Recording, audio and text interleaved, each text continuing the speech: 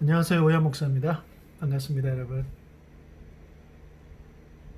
반갑습니다. 조각목교회 성도 여러분 안녕하십니까?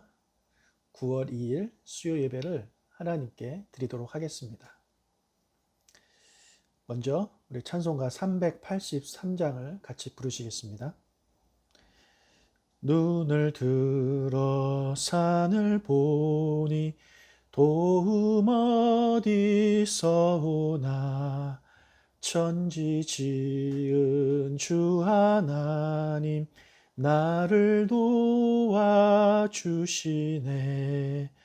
나의 말이 실족지 않게 주가 깨어 지키며 택한 백성 항상 지켜 길이 보호하시네. 도우시는 하나님이 내게 그늘 되시니 낮의 해와 밤의 달이 너를 상치 않겠네.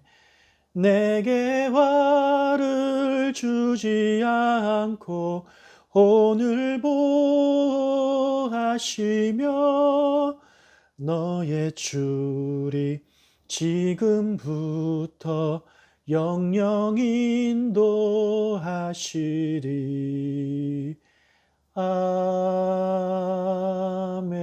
아멘. 창세기 14장 17절에서 24절까지 말씀입니다.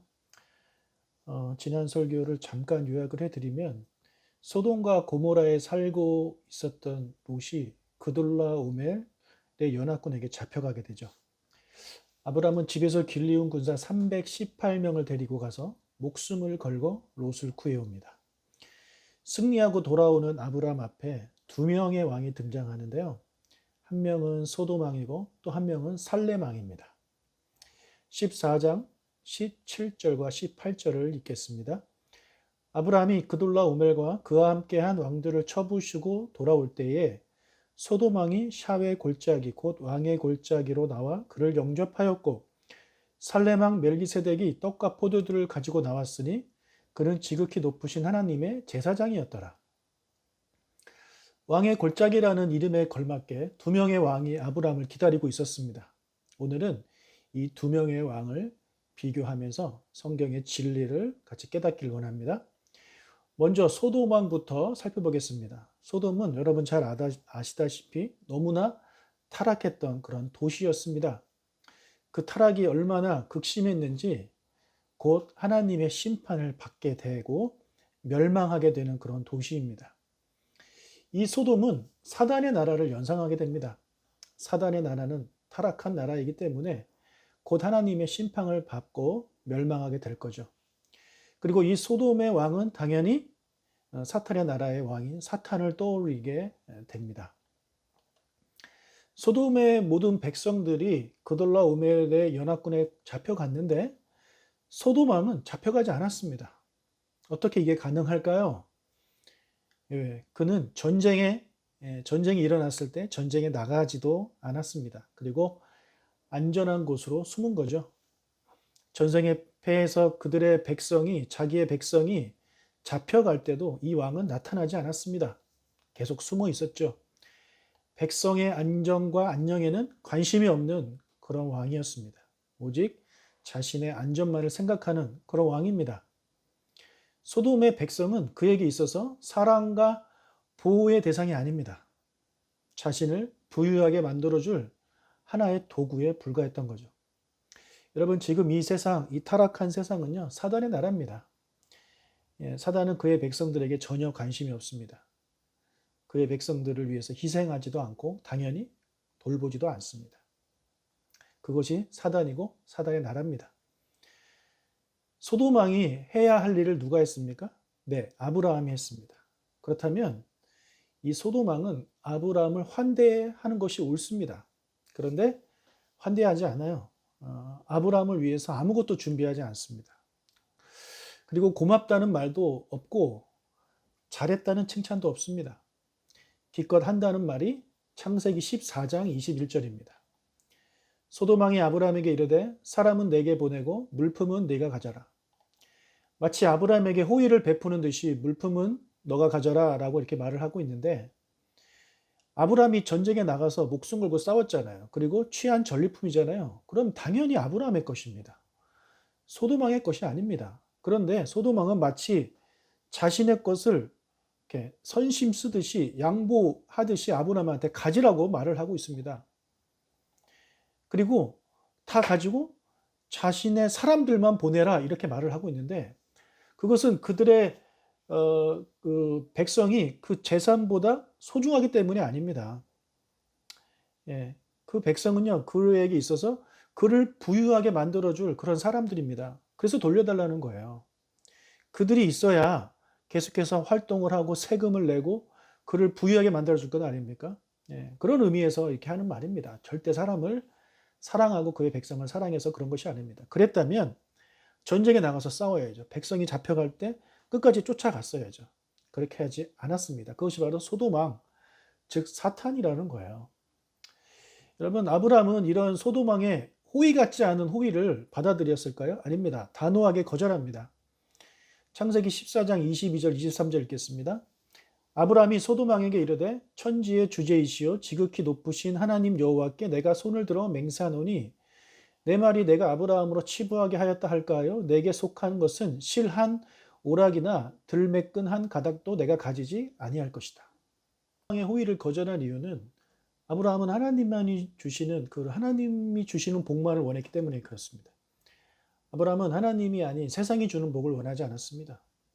여러분, 소돔왕은 사탄이라고 말씀을 드렸습니다. 이 세상의 왕인 사탄은요, 사람들한테 돈이 최고라고 말을 합니다. 돈을 위해서라면 무슨 일이든지 하게 만듭니다. 그래서 사람들은 양심을 팔고 남을 속이고 사기를 치고 범죄를 저지르고 있는 것입니다. 여러분, 우리 그리스도인들은요, 아브라함과 같아야 됩니다. 세상이 말하고 있는 그런 말들에 속아서는 안 됩니다. 세상이 주는 부, 즉 돈을 벌기 위해서라면 양심을 팔고 남을 속이고 사기를 치고 범죄를 저지르면서까지 돈을 구하는 그런 일들을 그리스도인들은 해서는 안 되는 것입니다. 하나님이 주시는 복만을 추구하는 아브라함과 같은 우리가 되시기를 주님의 이름으로 축복합니다. 네, 소돔왕에 의해서 살렘왕을 살펴보겠습니다. 창세기 14장 18절입니다. 살렘왕 멜기세덱이 떡과 포도주를 가지고 나왔으니 그는 지극히 높으신 하나님의 제사장이었더라. 살렘왕의 이름은 멜기세덱입니다. 멜기세덱이란 이름은 의로운 왕이란 뜻입니다. 그리고 살렘은 살롬과 같은 말입니다. 그래서 멜기세덱은 평화의 왕, 평강의 왕이기도 합니다. 이 둘을 합치면 멜기세덱은 의로운 왕이자 평화의 왕입니다. 그리고 뿐만 아니라 이 멜기세덱은 지극히 높으신 하나님의 제사장입니다. 왕이면서 동시에 제사장입니다. 그리고 보통 왕이 아니라 의로운 왕이고 평강의 왕입니다. 누가 연상되십니까? 네, 바로 예수 그리스도십니다. 소돔왕이 사탄을 상징한다면 살렘왕은 예수님을 상징합니다. 그냥 단순히 예수님을 상징하는 그 차원을 넘어서서 이 멜기세덱은 성육신 하시기 전에 구약에 자주 등장하셨던 예수님이라고 보시면 되겠습니다. 이 멜기세덱은 맨손으로 나온 소돔왕과 달리 떡과 포도주를 가지고 나왔습니다. 전쟁에 지치고 배가 고픈 아브라함과 그의 일행들을 먹이기 위해 떡과 포도주를 준비한 것입니다. 소돔왕과 너무 비교가 되죠. 예수 그리스도는 우리를 먹이시는 분이십니다. 우리를 위로하시는 분이시고 우리의 필요를 잘 아시는 분이십니다. 그분이 바로 예수 그리스도십니다. 이어서 멜기세덱은 아브라함을 축복합니다. 19절입니다.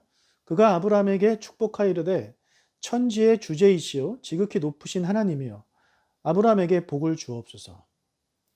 이처럼 예수님은 우리를 위해서 하나님께 중보의 기도를 하시는 분이십니다. 우리에게 영적인 복을 빌어주시는 분이 바로 우리 예수님이십니다. 마지막으로 아브라함에게 승리하게 하신 하나님을 찬양하라고 권면합니다. 14장 20절 상반절입니다. 너희 대적을 내 손에 붙이신 지극히 높으신 하나님을 찬송할지로다. 이 전쟁에서 승리한 것은 아브라함의 능력이 아니라는 거죠. 하나님이 승리케 하셨다라는 것을 지금 상기시켜 주고 있습니다. 그래서 아브라함이 교만하지 않도록 그에게 승리를 주신 하나님께 찬양하고 영광 돌리도록 그렇게 멜기세덱은 권면하고 있습니다. 여러분, 우리가 세상에서 치르게 되는 많은 전쟁들이 있는데 또는 어떤 성취를 우리가 이루게 될 때 그 모든 승리와 성취는 나로부터 나온 것이 아니라 나를 도우시는 하나님으로부터 왔음을 우리는 잊지 말아야 합니다. 그래서 그 하나님께 감사와 영광을 돌리고 찬양을 돌리는 우리가 되어야 하는 것이죠. 아브라함의 승리가 하나님이 주신 것이라는 멜기세덱의 말을 들은 아브라함은 멜기세덱에게 전리품의 11조를 바칩니다. 14장 20절 하반절입니다. 아브라함이 그 얻은 것에서 10분의 1을 멜기세덱에게 주었더라. 하나님께 드리는 진정한 감사는 말로만 하는 것이 아닙니다. 그리고 하나님께 돌리는 진정한 영광은 말로만 돌리는 것이 아닙니다.